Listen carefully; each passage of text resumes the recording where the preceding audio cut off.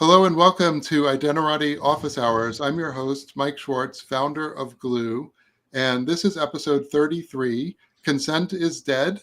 How Bad Is It Really? With Eve Mailer and Jeff Lombardo. Welcome, guys. Great Um, to be I here. think a lot of people know you, but maybe I could start with introductions. Eve, you're the guest. Can you start and maybe tell us like how did you end up on an Identity live stream? Well, you suggested my life in three chapters, and I would say my first chapter post college was technical editing for Digital Equipment Corporation. And I got into sort of documentation tools, and it led to my second chapter, which was SGML schema creation, and then XML. I wrote a book about SGML DTDs. And the third chapter was on the strength of my XML knowledge, I got brought into conversations about identity, and that led to me starting, basically helping to start the SAML group and sharing it and stuff like that. And it's been identity and standards and privacy and security ever since. Yeah, long journey. And Jeff, maybe just a quick intro. Oh, and by the way, Jeff is at IETF in Vancouver. Maybe, Jeff, could you give us a brief intro and maybe a couple of personal highlights? I know there's a lot going on at IETF. You can't possibly cover it all, but maybe what are some of a Yeah, personal highlight for you? and it will continue tomorrow. So we will have even more news, and I'm like encouraging everyone to read all the minutes that I made through this conference. But I will give you like some insight. So on my side, I smile when Eve talked about the DTDs and all those kind of stuff because I started as an integrator for identity and access management solution. It was in France with Wavestone, a very large consulting firm. That giving me like the ability to explore many things. I started with like smart card authentication, which was like a big stuff in France at the time. Then I decided to move in Canada in order to see what's happening across the pod, and that's allowed me to into the privacy space. I lived the introduction of GDPR and then the application of GDPR to extraterritorial companies and all those kind of stuff. So that was very fun. And finally, I decided to join AWS. I'm a security specialist over there, and my role is like to tackle all the security blockers from customer, especially data protection and privacy ones. So if I can talk about IETF, it's the first edition for me. So we were talking about that offline, Mike. So I decided to. It's my big round. I made IIW last year, IETF this year. I will say that there are a lot of things that are happening onto the two sides. I'm a little bit lost onto all those kind of stuff because, I mean, we try to just connect things that were not connected before, and I think we just try to make all the connection possible into the graph over here. So it's a little bit strange, but still things are moving forward. We got some good discussion onto selected disclosure jot, which I think might be part of the discussion of today. Another big thing was whimsy, so the identity for workload work group, which is like really starting to ramp up. A lot of good discussion yesterday onto that. Okay, well, today's topic is about consent. Eve actually assigned some interesting homework, probably the hardest homework I've had since we started. One was an article by Sam Smith, who is probably undoubtedly one of the most brilliant minds in identity in the industry. He's a mathematician by trade, but apparently his English is pretty good too, because that paper was pretty well written. And anyway, the paper talks about sort of how you can be correlated even if you think you're not providing non-personally identifiable information. For example, my window size and the fact that I use 24, um, font size as my default, and other things about my location that I might not think eventually can be re-identified. So um, I got sort of the sense that that Sam was saying that the only way to really protect this is through legal means. Anyway, I have to say I was a little bit depressed by the article, but I think Eva's here to maybe help me not be so depressed. Um, I, I'm a Eve, why did Pollyanna. you assign that? What was your take on that? I had already been intuitively inclined to believe that, I helped create UMA, user managed access, with you and others. And And my goal was to help people choose what to share.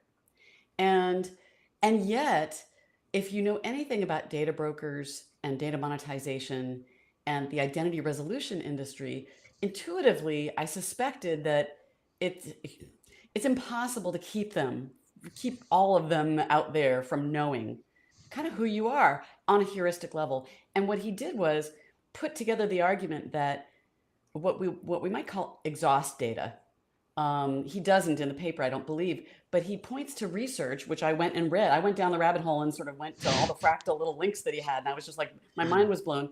He makes the case that if you think in terms of wallets and verifiers and holders and issuers, verifiers today, anybody in that situation when they want data from you today, they have the ability to control the horizontal and vertical of the experience they're giving you, and thus could, without your knowledge, gain enough metadata about the interaction to be able to re-identify you with a pretty good certainty. And if you think about, passwords being pretty weak authenticators, it's already kind of heuristic when we try and go for deterministic authentication. So if they have that motivation, which I believe you can make the case that they do, all these online service providers, then you will never know. You will never be able to have informed consent because you don't know what else about your interaction is being sloughed off and given to them to enable them to learn who you are and market to you, advertise to you, and maybe do more nefarious things to you. Even allegedly like medical, like we all hear about, I'm going to maybe submit this data so that they can do scientific research on efficacy and side effects and stuff. And that's a good thing. We want people to do that. But doesn't the paper assert that even some stuff like that could be re-identified? Absolutely. There's, he talks about, the techniques of social graphs and, two-hop analysis. And it basically, through machine learning types of techniques, it doesn't take much effort anymore to re-identify to a pretty high degree of certainty. Now, the purpose usually isn't to uniquely identify you. It's to learn that you're the type of person who buys red sweaters in a size large. Oh, she says red sweaters, and Jeff's got one on. So Beard you might oil. think that that's benign, but it ends up not being benign. If we care about our own wishes to be known. So it's just a reality. And so I gave this talk at EIC on June 4th, just a month or so ago, and it was called "Consent is Dead." And yes, people said it was depressing, so I get it. But I asked the audience pretty much first off, who here has any knowledge of the identity resolution industry? It's got the word identity in it. Like 2 people raised their hands out of, I don't know, hundreds and hundreds. So I'm a little worried because I think if we look for solutions only in, I'm going to say IAM inflected spaces, I'm not sure that we're admitting what's possible out there in an industry that, by the way, its size as an industry is about the size of IAM. So it's out there. We just kind of, they're cousins, but they're like the cousins we don't talk about. Yeah. Can I jump in here real quick and just say that, as an IAM vendor who sells a authentication product, my mission is actually to destroy privacy and to create an audit log from the minute you register that authenticator to your access token to the browser and to the thing that you requested. So my goal is actually anti-privacy. I really am trying to create an exact audit log. And then in the background of my mind, we think about, oh, yes, but we want to make sure that you could configure this in a way so as to be non-trackable. In SAML, for example, you might remember there was something called non-correlatable identifiers. Mm-hmm. It turns out that they're probably pretty correlatable. But, yeah, I mean, pseudonymous IDs they're a great idea. Everything wants to sort of roll to the center. And, if businesses have an incentive to identify you, there's plenty of tools out there to use. And pseudonymous identifiers are a tool that it's not sufficient all by itself.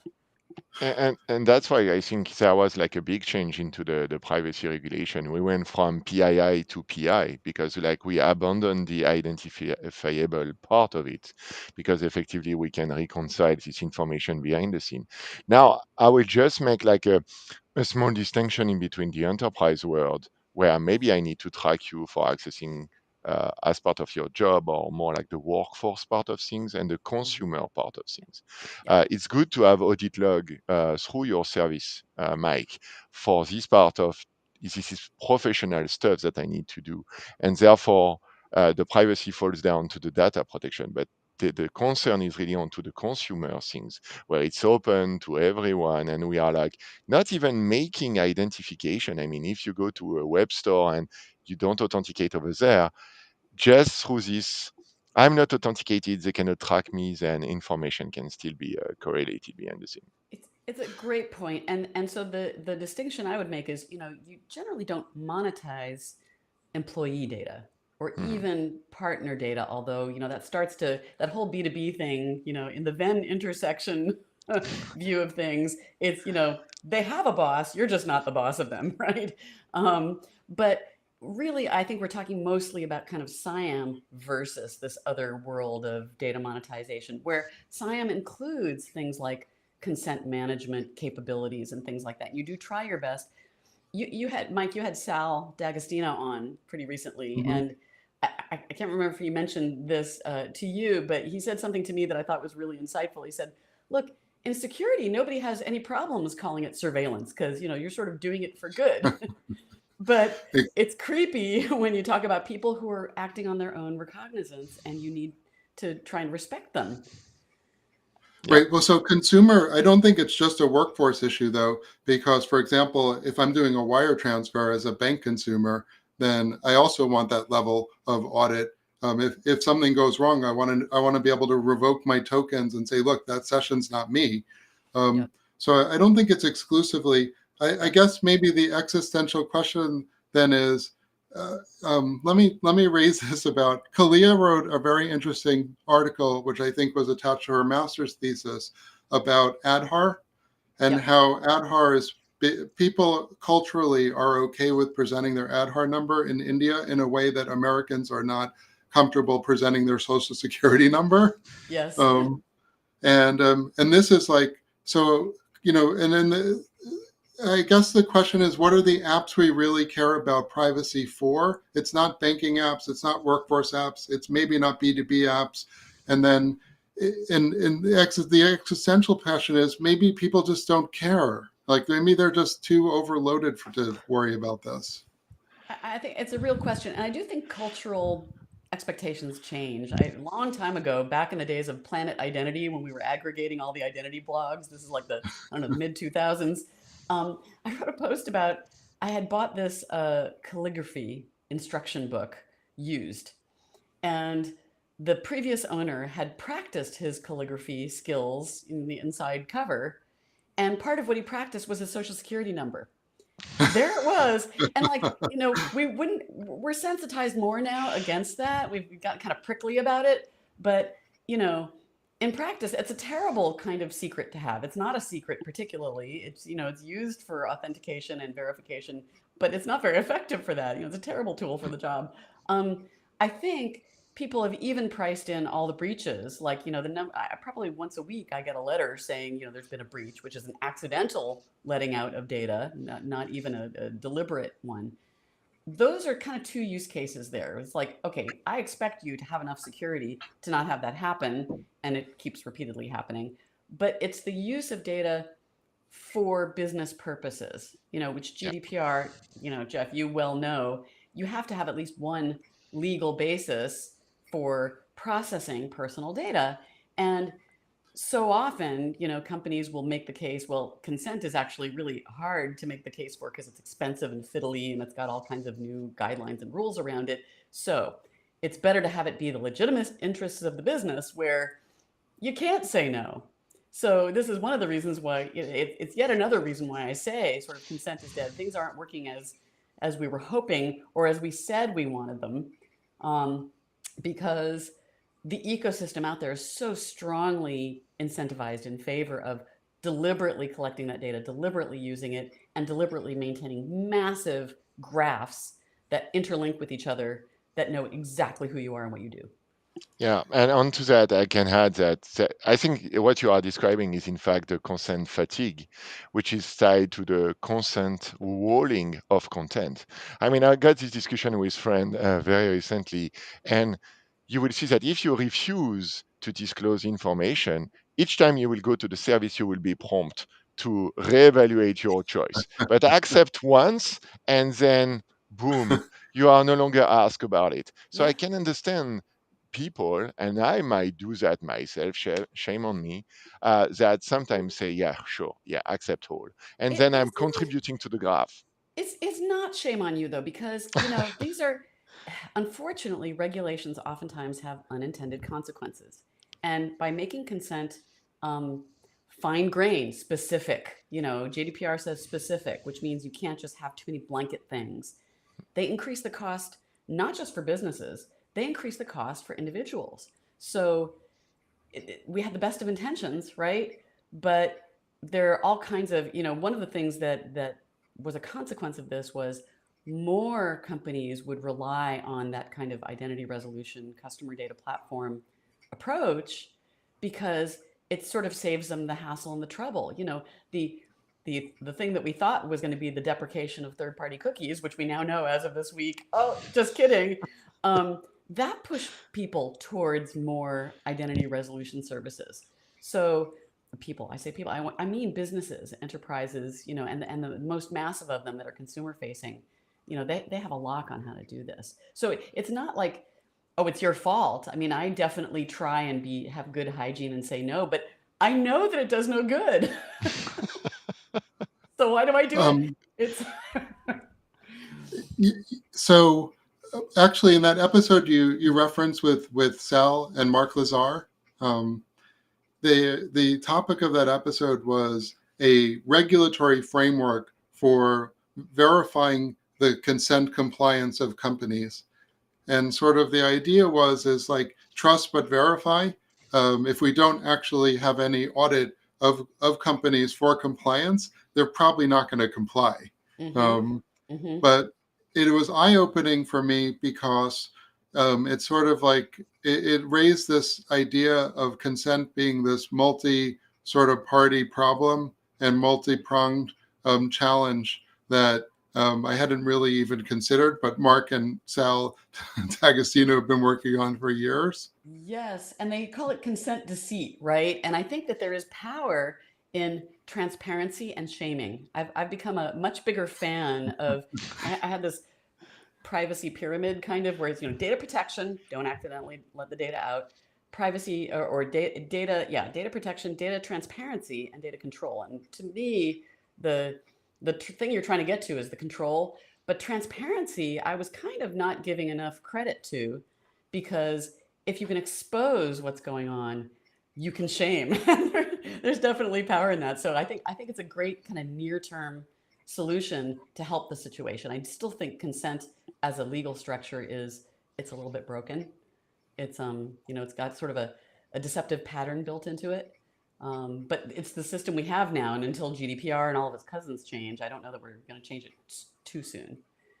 Yeah, I think it ties also well to one of the talks that you have done at Identiverse on ethics, which was like being intentional about intentions. Mm-hmm. GDPR is great; it's a good intention, but now we means to be intentional about that, and maybe like this framework that Saul and Mark are working on might be the element, but still, we need to like aggregate onto the feedback we got and the expertise that we had into governance and controlling compliance. I mean, it's not necessarily good to do only it once a year or twice a year. It might not be sufficient here because the problem that I have here is that as soon as the data is out of the bag, it's out of the bag and you Yeah. cannot put it back. Maybe at some point we will have to talk. Do we have like a a trail for solutions that can help us here? This is where I feel like you've just queued me up for something really important here. So uh, I've been trying to put up these blog posts that kind of share or elucidate on the Consent is Dead keynote that I did, because not everybody has access to that, although I'm happy to show the slides if they want. But so last week I put up this post about the problem space. And the whole premise was we have these beliefs which turn out to be limiting us because it turns out they're just not true. So, the first belief was we can force data hungry companies to sip the data through a straw, kind of like in little bits. And it's not currently possible. And the second was we can prevent identity correlation. Well, Sam Smith's arguments and the research he provided and pointed to, they soften our ability to believe that. And then the third was that we can empower people by asking them something at the point of service, and it's just not an empowering construction. So I have been starting to put together, well, how do we have to think differently? What beliefs would we have if we wanted to have a shot at living up to them? And so I'll just share the first one with you, which is that individuals have the right to determine their relationship status. So if you believe that, GDPR would probably look different because it helped data subjects get a few more powers, but I wouldn't call them superpowers, and they kind of need superpowers if we're really serious about changing the equation. And so, Sam did talk about, chain link confidentiality as a kind of a legal solution where you can have a kind of, just call it a trust framework, where you can agree on what the extent is of the data sharing that you could do, things like that. And so I go into some detail about some solutions that I've mooted with other folks over the years and other work that's, going on, and I'm pulling for it. So that's like one example of like how you'd have to change things. And it's kind of big, and it's kind of maybe overwhelming compared to like, there's a lot of work going on right now around decentralized identity and, self-sovereign identity. And I kind of want to make sure that we have our eyes open as to what it can achieve and what it needs help to achieve more. Yeah. Yeah, I definitely think selective disclosure. Sorry, Jeff, I'll No. key you up for this question actually. So I think selective disclosure really doesn't address the problem at all, as we've been talking about. I just wanted to make sure I understand this right that you're asserting. So you said, when I think of GDPR, I think of like, okay, I have the right to correct my data. I have the right to be deleted. You're saying you want to add a new right into that, and that's the individual should have the right to determine their relationship status. Is that what you said? I mean, it's a very Facebook way of putting it, and maybe it should be a new stated right. Um, it's by way of analogy with human relationships. Like if you've got a couple and either one of them does not want to continue, then there's no relationship. Like it changes, right? It has to change. And so right now, people versus online services, despite the right to be forgotten, um, don't they have to go identify themselves very carefully in order to have the right data lost and forgotten, supposedly forgotten. But it doesn't actually change what happened to all that data downstream. So there's a data controller, but there's the Right. data processors that they shared it with, and there's other third parties in this massive fractal ecosystem, and it just sort of gets lost in the noise. They can't do anything about it. But what would they do differently if some regulation said, or if we truly were holding their feet to the fire around an individual's right to say sayonara to a service? So you want to recursively revoke a relationship. So I want to not just Facebook, but the 4,000 other companies you sold it to. I'm yanking my data out from all you guys. That's I what you mean, want? yanking data out, I mean, it gets tricky, but I actually think there's one thing that could sort of start that chain, which is, and I don't talk about it in what will be today's blog post, but I'll get to it next week, is the notion of a signal that is API conveyable, through a call to an API that instructs somebody downstream who got data that you've been informed that they no longer, the person no longer wants that data to be shared. GDPR doesn't let you give away liability, but there's a brokenness right there. Like after the data controller, there's no communication mandated around conveying the consent signal. Yeah. There's some solutions out there that'll help you piece it together a little bit through, all the stack of laws and regulations and bench decisions and things and somebody's actual consent. But when it comes to 3 levels down, there's no communication, and they're happy to have it that way. And that's really Yeah. the problem, is that they're happy to have it that way. And we made a workshop for some customer onto privacy, and that's a core element that we wanted to highlight. Is that this like cascading notification toward the end? So I think that what you are describing is maybe a new use case for SSF, Yeah. the shared signal framework, that maybe can have like a new working group working onto Yes. that. Yeah. I New wanted to profile. react. I love it. Yeah, maybe. But I wanted to jump onto some things you said earlier, Mike, about selected disclosure is not the right path. John Bradley was making a comment at ITF yesterday, I think, and he said, "Yeah, zero knowledge proof is great. It's a big piece of technology, but it won't be adopted for many years. Selected disclosure might be the best that we have at the moment too. So I don't think that we should like really discard any option on the table, but maybe more like assemble those options that we have in order to construct something. No, I don't know. What would Oh, be your just in the context of privacy, I meant selective disclosure could be hugely useful. Obviously, I think, yeah, in the in a high assurance verifiable presentation, the ability to selectively disclose would be great. Um, and there's so much work going on. I do wonder about the timing of that too. By the way, because OpenID took like years to get adoption, and that was fairly, you know, a new, not that new, let's say. But yeah. And we're like um, 9 years in, actually, to that particular effort, right? I mean, it's had multiple different names, but I remember when, on the strength of Bitcoin becoming really popular, first it was sort of blockchain identity, and then it's evolved, and we're well into that. And I don't disagree with, yeah, let's do as much selectiveness as we can. yeah, Um, you want to minimize the amount of the data normally. So yeah, we don't want to overshare for sure. Um, Particularly when it's highly verified data. And this is a point that Sam Smith makes that I've been wondering about all this time. It's like, well, now it's like coming from a trusted issuer, it's got, a level of assurance that's quite high. And it's not Mickey Mouse Lane, made up names. It's real data, and it's making us feel more comfortable about sharing it. So, we really ought to figure out a respectful framework for letting it be shared and used. there's an undergraduate project that I'm advising, and they're creating an e-voting system. It's sort of a Oh, civics lesson, and but there's also legitimate reasons why you do want to disclose data.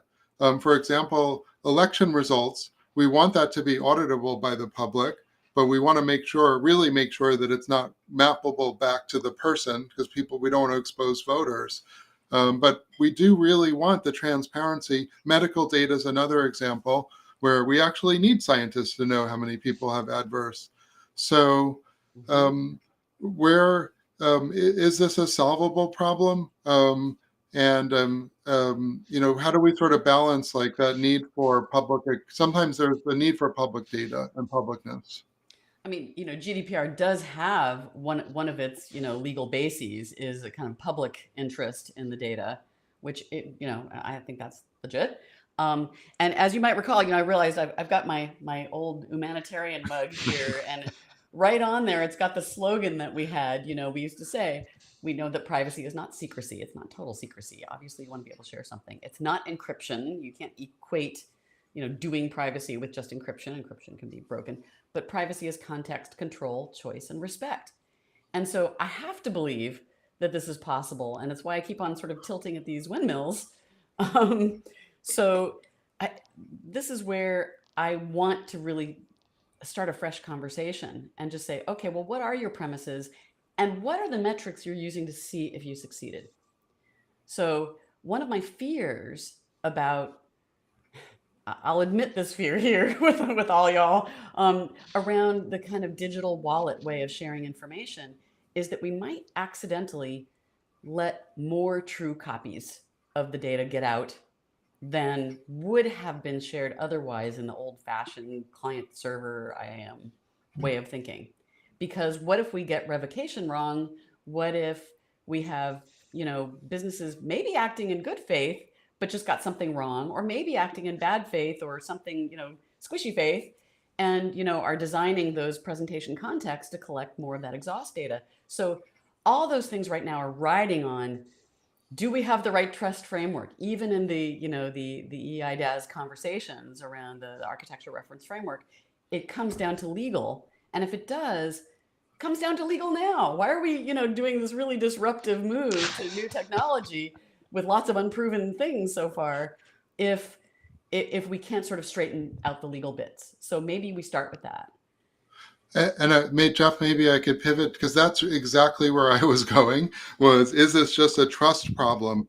Do I trust domain A with this data? And Jeff, what are your thoughts around? Is this just a trust problem? And what are the legal and technical ramifications if it is a trust problem? I think we need to empower the triangle into being able to do that. So what GDPR did is that it put a lot of power and control onto like the consuming part of things. And what he said about like empowering more the subject into expressing what it needs is great. I mean, your idea of like my relationship evolve, so I need to be able to work onto that. Like, for example, if the company I had a consent with is acquired by a third party company, I should be re-asked for everything. I think GDPR wanted to go there, but we are missing those intention. So effectively, we need like the third part of the triangle, which is like the regulation body, and that's where effectively the trust framework needs to provide all those power to everyone, and therefore control can be derived from this trust framework, and then the wall of shame can then exist out of it, because that's what we have done for multi-factor authentication. I mean, we started to create a wall of shame, and that give us a push of trust, not trust like in confidence, but like moving forward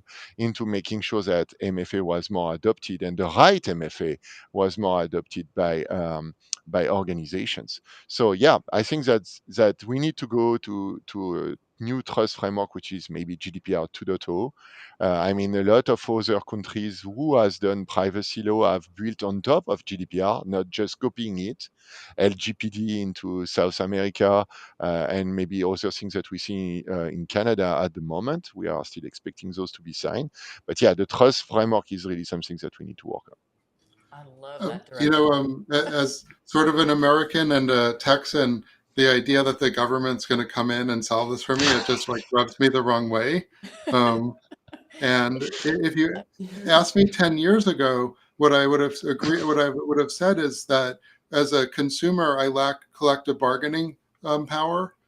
Doc Searles talks about this, legal idea called contracts of adhesion, where I can either not join Instagram or and not participate in society, or I can just hit agree. It's not really an equal choice. I always felt, from 10 years ago, I felt we would see the formation of federations which would empower individuals to get more collective bargaining power legally, like the consumer union used to do with Consumer Reports. Like, we all chip in a little bit, and these guys hire the high-priced lawyers. But Eve, what are your thoughts on maybe solutions other than government regulating? Because also, as we talked about, how does the government even regulate? That's not even an easy question. As an American and as a Texan, still relatively new. And Eve is you're also a Texan now, That's so welcome to true. Texas. We sort of Yeah. bracket the state, you from the South, me from the North. I am suspicious of regulation because it tends to produce these unintended consequences. I'm especially worried about, like the AI regulation, because it's just not designed to scale in the way that AI is designed to scale. And I think we've had 6 years of real experience with GDPR where, Max Schrems at EIC was talking about this kind of GDPR fatigue that, companies are starting to kind of ignore it. Like its own little hype cycle is on the, in the trough of despair, I would say.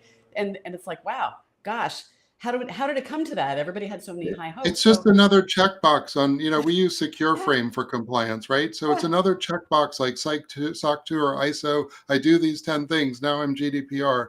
So I really I like the intent of it, but I doubt the efficacy without especially government verification of compliance. So I'm sorry to interject. Yeah. So I would say, I think we need to correct our incorrect beliefs that our regulations are living up to, but we should look for those kinds of collective action or individual action kind of things where we can.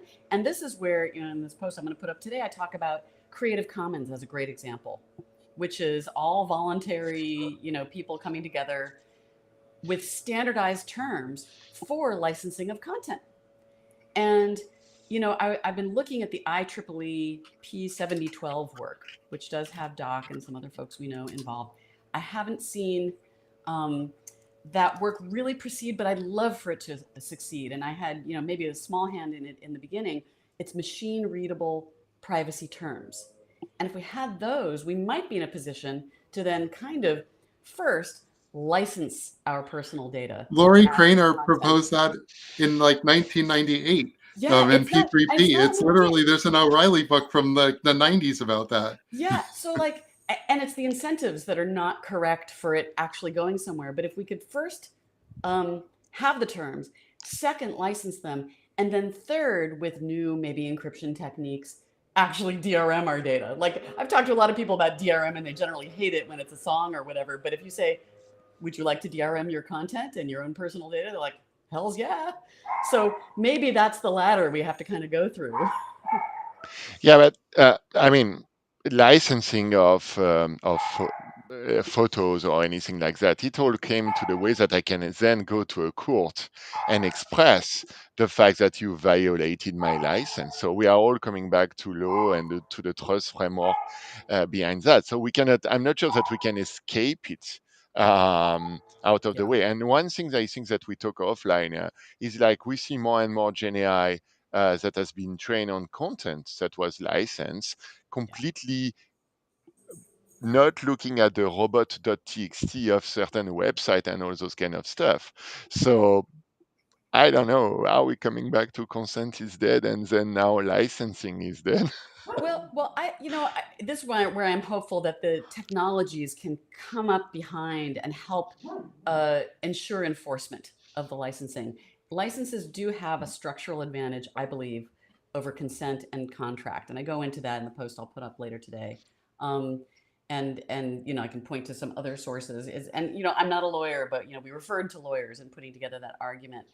We should at least try it, because I'm not Yeah, sure no. that, the current thing is tenable.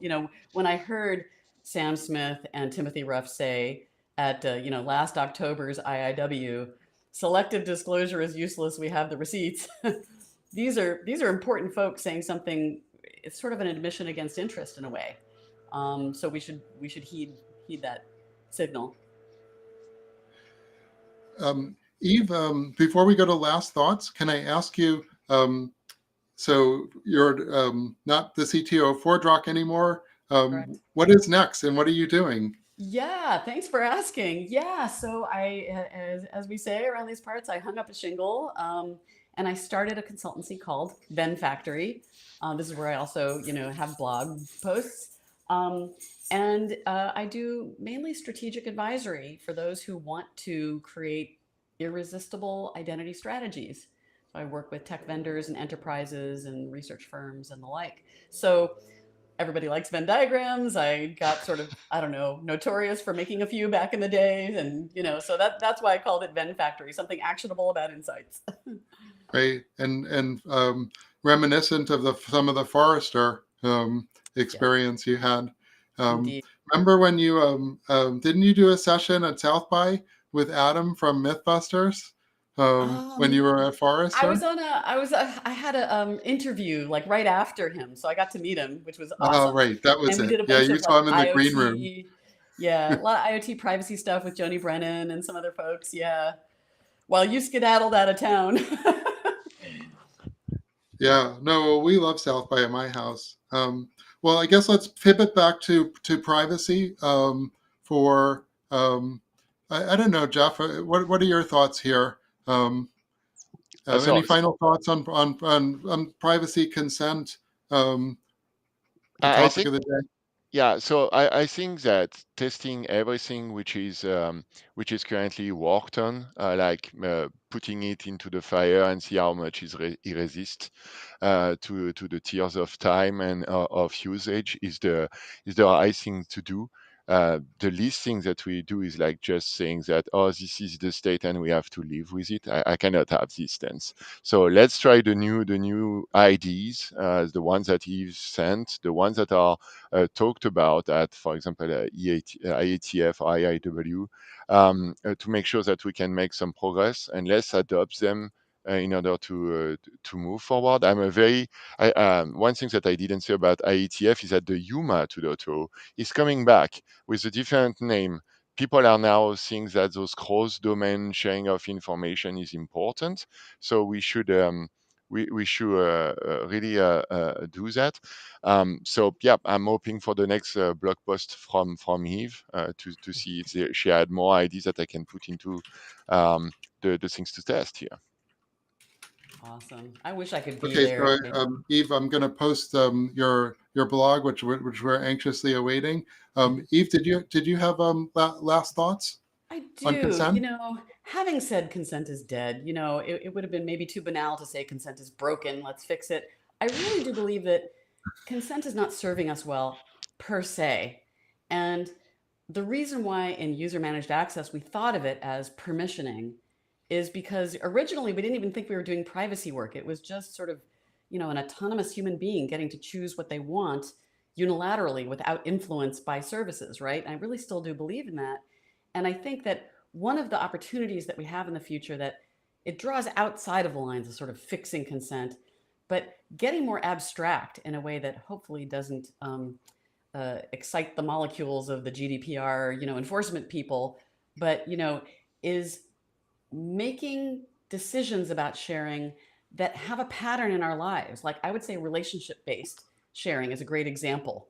And for years I've given this example of like, all the smart things in my house, if I were to Airbnb my house, I would not want to give access to every single light bulb one by one. I would want to say a renter for this period has access to these functions because of their role. And if we can't abstract away in that manner, we'll never solve hard problems of like scalable IoT devices and overwhelming numbers of services and data sources and everything else. So that's the direction I think we really need to go, and that really might need a regulatory refresh if it's to be allowed. Okay, well, we can continue this conversation on LinkedIn on the episode. I might have missed some of the chat. Let me just check. No, but if anyone has comments or would like to interact, we can do it right on the episode in LinkedIn. There's also a YouTube link for all of these shows. And I want to invite people to follow Identity Office Hours on LinkedIn. And then you'll get all the great event notifications. And next week, we have probably the best title I've had so far in about 50 episodes. Fear not the rise of the machines, for we have standards. And I don't know, I didn't think I was needed to be afraid, but now I'm sort of afraid. Everybody's um, scaring us lately. because somehow machines scare me more than standards. But anyway, Peter Kasselman from Microsoft proposed this session, and it should be great. Thank you, Jeff, for joining us from IETF. Thank you, Mike, for the hosting here. Thank you, Eve, for the update, and we'll tweet out we're looking forward to the blog, and just thank you guys, and thank you audience, and we will see you next time. Thank you both.